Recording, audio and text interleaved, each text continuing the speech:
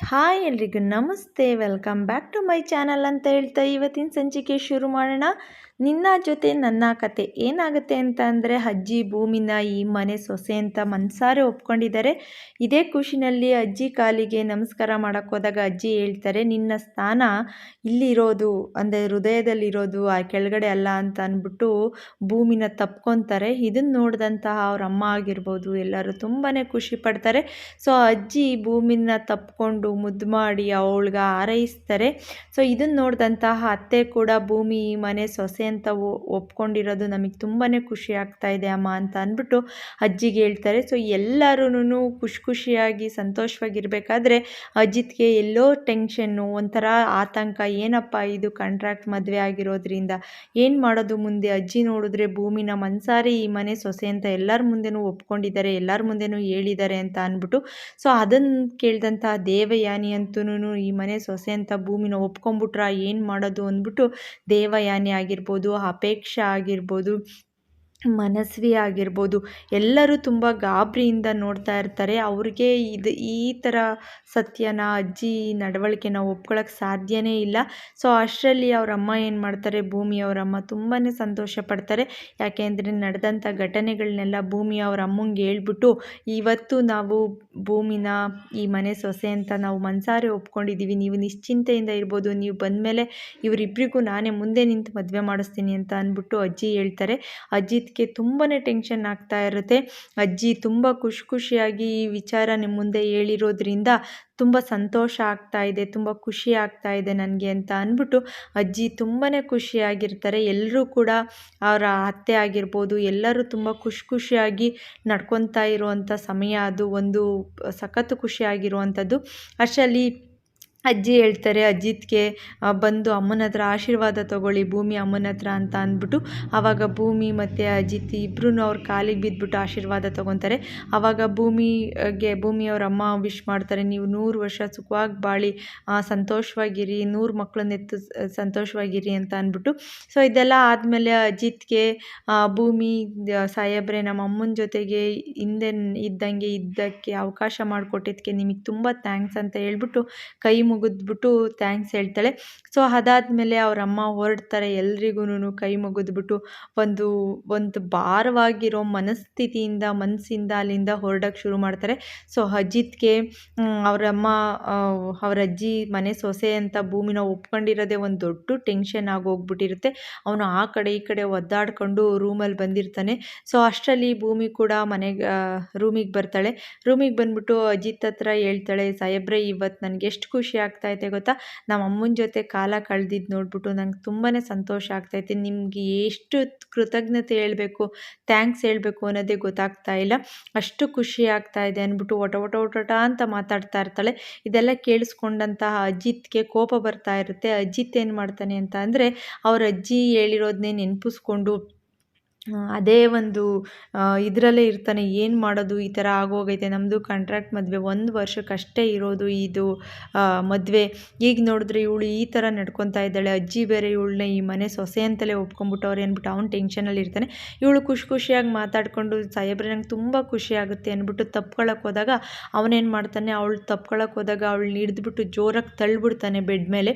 ಅವಳೇನು ಮಾಡ್ತಾಳೆ, ಬೆಡ್ ಮೇಲೆ ಹೋಗ್ಬಿಟ್ಟು ಬಿದ್ದೋಗ್ಬಿಡ್ತಾಳೆ. ಸೊ ಅವಳಿಗೆ ಭಯ ಆಗೋಗ್ಬಿಡುತ್ತೆ, ಯಾಕೆ ಸಾಹೇಬ್ರು ಈ ಥರ ನಡ್ಕೊತಾ ಇದ್ದಾರೆ ಅಂತ ಅಂದ್ಬಿಟ್ಟು.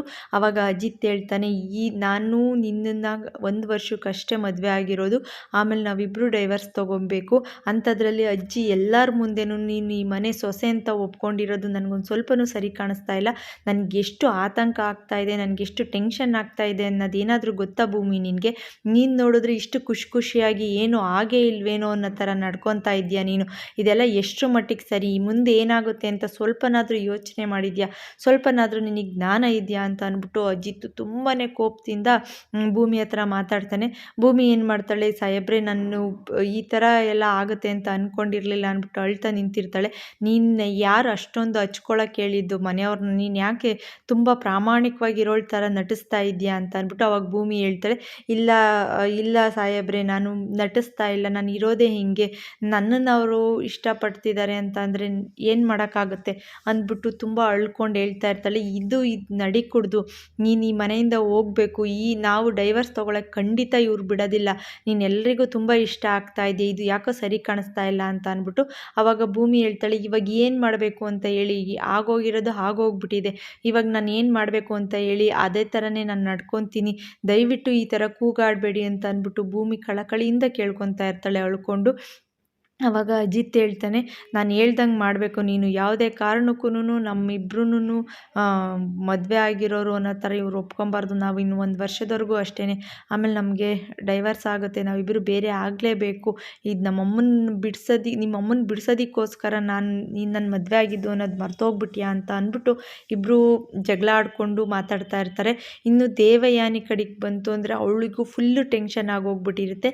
ಯಾಕೆ ಅಂತ ಅಂದರೆ ಅಜ್ಜಿ ಭೂಮಿನಿ ಮನೆ ಸೊಸೆ ಅಂದ್ಬಿಟ್ಟು ಎಲ್ಲರೆದ್ರಿಗೂ ಹೇಳಿರ್ತಾರೆ, ಆದರೆ ದೇವಯಾನಿ ಪ್ಲ್ಯಾನೇ ಬೇರೆ ಥರ ಇರುತ್ತೆ.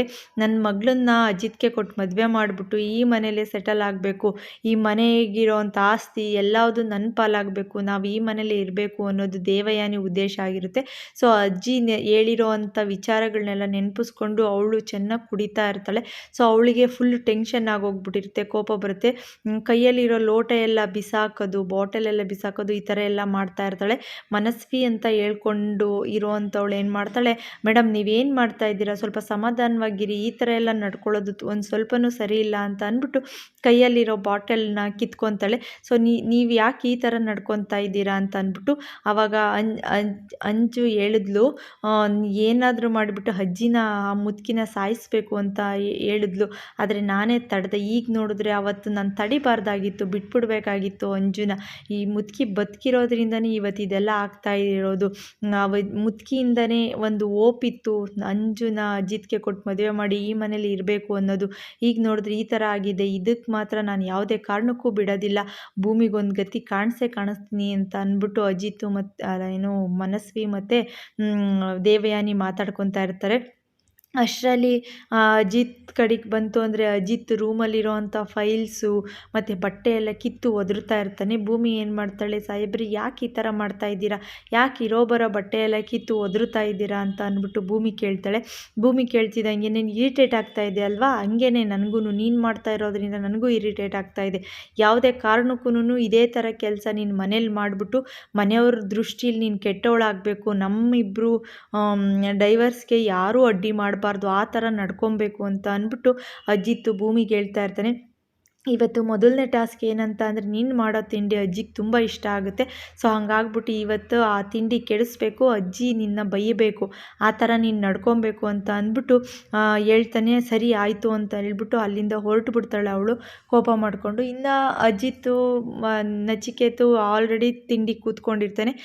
ಅಜಿತ್ ಬಂದ್ಬಿಟ್ಟು ಹೆಂಡ್ತಿ ಅಂದ್ಕೊಂಡು ಬರ್ತಾನೆ. ಏನು ಬ್ರೋ ಇದು ಉಲ್ಟಾ ನಡೀತಾ ಇದೆಯಲ್ಲ, ಇಷ್ಟು ದಿನ ತನಕ ಚಿನ್ನ ಅಂತ ಮಾತಾಡ್ಸ್ತಿದ್ದಾನು, ಫಸ್ಟ್ ಟೈಮು ಹೆಂಡ್ತಿ ಅಂತ ಮಾತಾಡಿಸ್ತಾ ಇದೆಯಾ, ಏನು ಸಮಾಚಾರ, ಏನು ಕತೆ ಅಂತ ಅಂದ್ಬಿಟ್ಟು ನಚಿಕೇತ್ ಕೇಳಿದಾಗ ಅಜಿತ್ ಕೋಪ ಮಾಡಿಕೊಂಡು ನಿಂದು ಎಷ್ಟೈತೋ ಅಷ್ಟು ನೋಡ್ಕೊ, ಇಲ್ಲ ಅಂದರೆ ಲಾಕಪ್ಗೆ ಹಾಕ್ಬಿಟ್ಟು ರುಬ್ಬೋದು ಗೊತ್ತೈತೆ ನನಗೆ ಅಂದಾಗ, ಓ ಸರಿ ಬಿಡಿ ಆಯಿತು ಅಂತ ಹೇಳ್ತಾನೆ.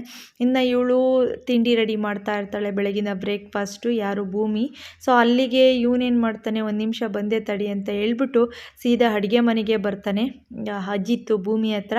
ಭೂಮಿ ಏನು ಮಾಡ್ತಾಳೆ ಅಂತಂದರೆ ಎಲ್ಲದನ್ನೂ ಅಡುಗೆ ಎಲ್ಲ ರೆಡಿ ಮಾಡಬೇಕಾದ್ರೆ ಅವ್ನು ಬಂದ್ಬಿಟ್ಟು ಹಸಿರು ಮೆಣಸಿನ್ಕಾಯಿ ಜಾಸ್ತಿ ಹಾಕ್ಬಿಡು, ತಿಂಡಿಗೆ ತುಂಬ ಖಾರ ಆಗುತ್ತೆ, ಅವಾಗ ಎಲ್ಲರೂ ನಿನ್ನ ಬೈತಾರೆ ಅಂತ ಅಂದ್ಬಿಟ್ಟು ಭೂಮಿಗೆ ಹೇಳಿದಾಗ ಭೂಮಿ ಬೇಡ ಸಾಹೇಬ್ರೆ ಆ ಥರ ಮಾಡೋದು ತಪ್ಪು ಅಂದಿದ್ದಕ್ಕೆ, ನಾನು ಹೇಳ್ದಷ್ಟು ಮಾಡು, ಎಲ್ಲರೂ ನಿನ್ನ ಬೈಬೇಕು, ನಿನ್ನ ದ್ವೇಷ ಮಾಡಬೇಕು, ನೀನೇನಾದರೂ ತಪ್ಪು ಮಾಡಲೇಬೇಕು, ಇಷ್ಟೊಂದು ಒಳ್ಳೆಯವಳಾಗಿ ನಡ್ಕೊಳ್ಳೋದು ಸರಿ ಇಲ್ಲ ಅಂತ ಹೇಳ್ತಾನೆ. ಅಷ್ಟೆಲ್ಲ ಅವಳೇನು ಮಾಡ್ತಾಳೆ, ಇಲ್ಲ ನನ್ನ ಕೈಲಾಗಲ್ಲ ಅಂದ ತಕ್ಷಣ ಕೈಯಲ್ಲಿರುವಂಥ ಪಿಸ್ತೂಲ್ ಇಟ್ಕೊಂಡ್ಬಿಡ್ತಾನೆ. ನೀನು ಇವಾಗ ಹಾಕ್ಲಿಲ್ಲ ಅಂದರೆ ನಾನು ಸುಮ್ಮನೆ ಇರಲ್ಲ ಅಂದ್ಬಿಟ್ಟು, ಇಲ್ಲ ನನ್ನ ಕೈಲಾಗಲ್ಲ ಅಂದ್ಬಿಟ್ಟು ಭೂಮಿ ಹೇಳಿದಾಗ ಅವನೇ ಹಚ್ಚಿರೋ ಅಂಥ ಹಸಿರು ಮೆಣಸಿನ್ಕಾಯಿ ತೆಗೆದ್ಬಿಟ್ಟು ಇದ್ರೊಳಗೆ ಹಾಕ್ಬಿಡ್ತಾನೆ, ಯಾವುದ್ರೊಳಕ್ಕೆ ಅಡುಗೆ ಒಳಕ್ಕೆ. ಸೊ ಅಷ್ಟರಲ್ಲಿ ತಿಂಡಿ ರೆಡಿ ಆಯಿತಾ, ತಿಂಡಿ ತೊಗೊಂಬ ಅಮ್ಮ ಅಂತ ಅಂದ್ಬಿಟ್ಟು ಅವ್ರ ಅತ್ತೆ ಎಲ್ಲ ಕೇಳಿದಾಗ ಅವಳೇನು ಮಾಡ್ತಾಳೆ, ಸರಿ ಆಯಿತು ಅಂತ ಹೇಳ್ಬಿಟ್ಟು ಆ ಖಾರ ಆಗಿರೋ ತಿಂಡಿನೇ ಎತ್ಕೊಂಬರ್ತಾಳೆ. ಬಟ್ ಅವಳಿಗೆ ಮನಸ್ಸೇ ಇರೋದಿಲ್ಲ ಆ ತಿಂಡಿ ಬಡಿಸೋದಕ್ಕೆ.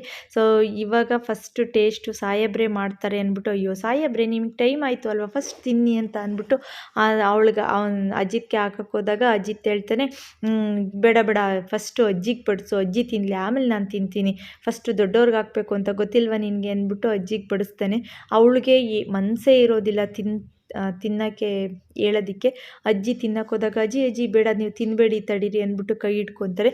ಇದು ಸ್ವಲ್ಪ ಖಾರ ಜಾಸ್ತಿ ಆಗೋಗ್ಬಿಟ್ಟಿದೆ, ಇದನ್ನು ನಾನು ಸರಿ ಮಾಡ್ಕೊಂಬರ್ತೀನಿ ಅಂತ ಹೇಳ್ಬಿಟ್ಟು ಸೀದಾ ಅಡುಗೆ ಮನೆಗೆ ಏನು ರೆಡಿ ಮಾಡಿಟ್ಟಿದ್ಲಲ್ಲ ಅವಲಕ್ಕಿ ಅದನ್ನು ತೊಗೊಂಡೋಗ್ತಾಳೆ. ಸರಿ ಆಯಿತು ಅಂತ ಹೇಳ್ಬಿಟ್ಟು ಅವಳು ಒಳಗಡೆ ಹೋದ ತಕ್ಷಣ ಅಜಿತ್ ಏನು ಮಾಡ್ತಾನೆ, ಒಂದು ನಿಮಿಷ ಬರ್ತೀನಿ ಅಂದ್ಬಿಟ್ಟು ಅವನು ಕೂಡ ಎದ್ಬಿಟ್ಟು ಭೂಮಿ ಭೂಮಿ ಹಿಂದೆನೇ ಒಳಗಡೆ ಹೋಗ್ತಾನೆ. ಅವಳಿಗೆ ಸ್ವಲ್ಪನೂ ಮನಸ್ಸಿರೋದಿಲ್ಲ ಈ ಥರ ಕೆಟ್ಟದಾಗಿ ಅಡುಗೆ ಮಾಡಿ ಬಡಿಸ್ಬೇಕು ಅನ್ನೋದು. ಅವಳ ಉದ್ದೇಶ ಕೂಡ ಅದಾಗಿರೋದಿಲ್ಲ. ಆದರೆ ಅಜಿತ್ ಹೇಳೋ ಇದರಿಂದ ಅವಳು ಸ್ವಲ್ಪ ಇದು ಮಾಡ್ಕೊಂಡಿರ್ತಾಳೆ. ಅಜಿತ್ಗೋಸ್ಕರ ಆ ಥರ ಎಲ್ಲ ನಡ್ಕೊತಾ ಇರ್ತಾಳೆ. ಸೊ ಅದಾದಮೇಲೆ ಅವಳು ಮನಸ್ಸೇ ಒಪ್ಪೋದಿಲ್ಲ. ಸರಿ ಆಯಿತು ಅಂದ್ಬಿಟ್ಟು ಅವನೇನು ಮಾಡ್ತಾನೆ, ಅವಳು ಹಿಂದೆನೇ ಹೋಗ್ಬಿಟ್ಟು ಅಡುಗೆ ಮನೇಲಿ ನಿಂತ್ಕೊಂಡು ನೀನು ಇದೆಲ್ಲ ರೆಡಿ ಮಾಡಿಕೊಡ್ದು, ಇದೆಲ್ಲ ಸರಿ ಮಾಡೋಕ್ಕೆ ನಾನು ಬಿಡೋದಿಲ್ಲ ಅಂತ ಹೇಳಿದಾಗ, ಇಲ್ಲ ಸಾಹೇಬ್ರಿ ನನ್ನ ಶತ್ರುಗಳಿಗೂ ಕೂಡ ನಾನು ಈ ಥರ ಕೆಲಸ ಮಾಡೋದಿಲ್ಲ, ಅಂಥದ್ರಲ್ಲಿ ಇವ್ರು ನಮ್ಮ ಮನೆಯವರು ಸ್ವಂತ ನನ್ನ ಕುಟುಂಬ, ಇವ್ರಿಗೆ ಈ ಥರ ಎಲ್ಲ ಮಾಡ್ತೀನ, ಯಾವುದೇ ಕಾರಣಕ್ಕೂ ನಾನು ಈ ಥರ ಮಾಡೋದಿಲ್ಲ, ನಾನು ಮಾಡೋದಕ್ಕೂ ನಿಮಗೆ ಬಿಡೋದಿಲ್ಲ ಅಂತ ಅಂದ್ಬಿಟ್ಟು ಅವಳು ಕೋಪ ಮಾಡ್ಕೊತಾಳೆ. ಸೊ ಅಷ್ಟರಲ್ಲಿ ಇವನು ಏನೂ ಹೇಳೋದಿಲ್ಲ. ಇವನು ಹಿಂದೆ ನಿಂತ್ಕೊಂಡು ಮತ್ತೆ ಸಕ್ಕರೆ ಡಬ್ಬ ತೊಗೊಳೋದು ಈ ಥರದ್ದು ಏನೇನೋ ಮಾಡ್ತಾ ಇರ್ತಾನೆ. ಅವಳು ಖಾರ ಕಮ್ಮಿ ಮಾಡ್ಕೊಂಬರ್ತೀನಿ ತಡೀರಿ ಅಂತ ಹೇಳ್ಬಿಟ್ಟು ಒಳಗಡೆ ತಗೊಂಡೋಗಿರ್ತಾಳೆ. ಅಷ್ಟರಲ್ಲಿ ಇವನು ಏನು ಮಾಡಿದ್ರು, ಹೋಗ್ರಿ ಸಾಹೇಬ್ರೆ ನಾನು ಅಡುಗೆ ರೆಡಿ ಮಾಡ್ಕೊಂಬರ್ಬೇಕು, ಅಜ್ಜಿ ಎಲ್ಲರೂ ಕಾಯ್ತಾ ಇದ್ದಾರೆ ಅಂತಂದರೆ ಅವನು ಹೋಗೋದೇ ಇಲ್ಲ. ಅವಳು ನಿಂತ್ಕೊಂಡು ಸಾಹೇಬ್ರೆ ಈ ಥರ ಎಲ್ಲ ಮಾಡಬೇಡಿ, ನೀವು ಹೋಗಿ ಆಚೆ ಅಂತ ಅಂದ್ಬಿಟ್ಟು ಒಂಥರ ಏನೋ ಅವನು ಹಿಂಸೆ ಮಾಡ್ತಾ ಇದ್ದಾನೆ ಅನ್ನೋ ಥರ ಅವಳು ಬಿಹೇವ್ ಮಾಡ್ತಾಳೆ. ಅಷ್ಟರಲ್ಲಿ ಅಜಿತ್ ಆಚೆ ಎಲ್ಲ ಕೂತ್ಕೊಂಡಿರೋ ಅಜ್ಜಿ ಆಗಿರ್ಬೋದು, ಅವ್ರ ಅತ್ತೆ ಅವ್ರ ಮಾವ ಎಲ್ಲರೂ ಏನು ನಡೀತಾ ಇದೆ ಅಂತ, ಹಿಂಗೇನು ಇದು ನಡೀತಾ ಇರೋದು ಅಂತ ಅಂದಿದ್ದಕ್ಕೆ ಅಷ್ಟೊತ್ತಿಗೆ ಅವ್ರ ಅತ್ತೆ ಅಂದ್ಬಿಟ್ಟು, ಅಜಿತ್ ನೀನೇನೋ ಮಾಡ್ತಾ ಇದೆಯಾ, ಅಲ್ಲಿ ಸೀದಾ ಆಚೆ ಬಾ, ಅವಳ ಪಾಡಿಗೆ ಅವಳಿಗೆ ತಿಂಡಿ ರೆಡಿ ಮಾಡೋಕ್ಕೆ ಬಿಟ್ಬಿಟ್ಟು ನೋಡಿದ್ರೆ ಅಲ್ಲೋಗಿ ನಿಂತ್ಕೊಂಡಿದ್ಯಾ ಅವಳ ಹಿಂದೆ ಅಂತ ಅಂದ್ಬಿಟ್ಟು ಅವ್ರ ಅತ್ತೆ ಅಂದರೆ ಅಜಿತ್ ಅವರಮ್ಮ ಕರೀತಾರೆ. ಸೊ ಅವನೇನು ಮಾಡ್ತಾನೆ ಅಂತ ಅಂದರೆ ಅವರಮ್ಮ ಕರೆದ್ರು ಅಂದ್ಬಿಟ್ಟು ಸೀದಾ ಆಚೆ ಬಂದ್ಬಿಟ್ಟು ಟೇಬಲ್ ಮೇಲೆ ಕೂತ್ಕೊಂಡಿರ್ತಾನೆ. ಅವಳು ತಿಂಡಿ ಎಲ್ಲನ ಮತ್ತೆ ರೆಡಿ ಮಾಡಿಕೊಂಡು ಮೊದಲಿನ ಥರ ಸ್ವಲ್ಪ ಖಾರ ಇರೋದಕ್ಕೆ ಬೆಲ್ಲ ಹಾಕ್ಬಿಟ್ಟು ಸ್ವಲ್ಪ ಸ್ವೀಟ್ ಥರ ಮಾಡಿ ಅದನ್ನು ರೆಡಿ ಮಾಡ್ಕೊಂಡು ತೊಗೊಂಬಂದು ಬಡಿಸ್ತಾಳೆ. ಹಂಗೆ ಬಡಿಸ್ದಾಗ ಅವ್ರ ಅತ್ತೆ ಹೇಳ್ತಾರೆ, ಸ್ವಲ್ಪ ಖಾರ ಇದೆ ಅಷ್ಟೇ ಭೂಮಿ, ಆದರೂ ಒಂಥರ ಟೇಸ್ಟ್ ಡಿಫ್ರೆಂಟಾಗಿದೆ, ತುಂಬ ಚೆನ್ನಾಗಿದೆ, ಯಾರು ನಿಮ್ಗೆ ಇದೆಲ್ಲ ಹೇಳ್ಕೊಟ್ಟಿದ್ದು ಅಂತ ಅಂದಾಗ ಅವಳು ಹೇಳ್ತಾಳೆ, ಅಯ್ಯೋ ಅಜ್ಜಿ ನಿಮ್ಮ ಮೊಮ್ಮಗನೇ ಹೇಳ್ಕೊಟ್ಟಿದ್ದು, ಈ ಥರ ಎಲ್ಲ ಮಾಡೋದಕ್ಕೆ ತುಂಬ ಚೆನ್ನಾಗಿದೆ, ಅದಕ್ಕೆ ತುಂಬ ಇಷ್ಟ ಆಯಿತು, ನನಗಂತೂ ಎಷ್ಟು ಇಷ್ಟ ಆಯಿತು ಅಂದರೆ ಅಷ್ಟು ಚೆನ್ನಾಗಿದೆ ಅಂತ ಅಂದ್ಬಿಟ್ಟು ಅಜ್ಜಿ ಆಗಿರ್ಬೋದು, ಅವ್ರ ಮಾವ ಅವ್ರ ಅತ್ತೆ ಎಲ್ಲರೂ ಒಪ್ಕೊತಾರೆ. ಸೊ ಅವಳು ಅಪ್ಪ ಸದ್ಯ ಹೆಂಗಿದ್ರು ಎಲ್ಲರೂ ನೆಮ್ಮದಿಯಾಗಿ ತಿಂತಾ ಇದ್ದಾರಲ್ಲ ಅದೇ ಖುಷಿ ಅಂತ ಅಂದ್ಬಿಟ್ಟು ಅವಳು ಸಮಾಧಾನ ಪಡ್ಕೊತಾ ಇರ್ತಾಳೆ. ಅವ್ರ ಅಜ್ಜಿ ಕಳ ಏನೋ ನೀನು ಯಾವಾಗಲೂ ಕಲಿತೆ ಇಷ್ಟೊಂದು ರುಚಿಯಾಗಿ ಅವಲಕ್ಕಿ ಮಾಡೋದನ್ನ ಅಂತ ಅಂದ್ಬಿಟ್ಟು ಅವ್ರ ಅಜ್ಜಿ ಅಜಿತ್ಗೆ ರೇಗಿಸ್ತಾ ಇರ್ತಾರೆ. ಅವಳು ಕೂಡ ನೋಡ್ಕೊಂಡು ನಗ್ತಾ ಇರ್ತಾಳೆ. ಸೊ ಅಷ್ಟರಲ್ಲಿ ಏನಾಗುತ್ತೆ ಅಂತ ಅಂದರೆ ಅಜಿತ್ತು ಸ್ಮೈಲ್ ಮಾಡಿಕೊಂಡು ಹಿಂಗೆ ತಲೆ ಮೇಲೆ ಕೈ ಇಟ್ಕೊಂಡು ನಿಂತ್ಕೊಂಡಿರ್ತಾನೆ. ಸೊ ಇವತ್ತಿನ ಸಂಚಿಕೆ ಇದಾಗಿತ್ತು. ಮುಂದಿನ ಸಂಚಿಕೆಯಲ್ಲಿ ಏನಾಗುತ್ತೆ ಅಂತ ನೋಡೋಣ. ಅದಕ್ಕಿಂತ ಮುಂಚೆ ಇನ್ನೂ ಯಾರೆಲ್ಲ ಸಬ್ಸ್ಕ್ರೈಬ್ ಆಗಿಲ್ಲ ದಯವಿಟ್ಟು ಸಬ್ಸ್ಕ್ರೈಬ್ ಮಾಡ್ಕೊಳ್ಳಿ. ಹಾಗೆ ಒಂದು ಲೈಕ್ ಮಾಡೋದು ಶೇರ್ ಮಾಡೋದು ಮಾತ್ರ ಮರಿಬೇಡಿ. ನಿಮ್ಮ ಪ್ರೀತಿ ಹಾರೈಕೆ ವಿಶ್ವಾಸ ಯಾವಾಗಲೂ ನಮ್ಮ ಮೇಲಿರಲಿ ಅಂತ ಕೇಳ್ಕೊತ ಇಲ್ಲಿಗೆ ಈ ವಿಡಿಯೋ ಮುಗಿಸ್ತಾ ಇದ್ದೀನಿ. ಇದೇ ಥರ ಮುಂದಿನ ವಿಡಿಯೋದಲ್ಲಿ ಸಿಗ್ತೀನಿ ಅಂತ ಹೇಳ್ತಾ ಥ್ಯಾಂಕ್ ಯು.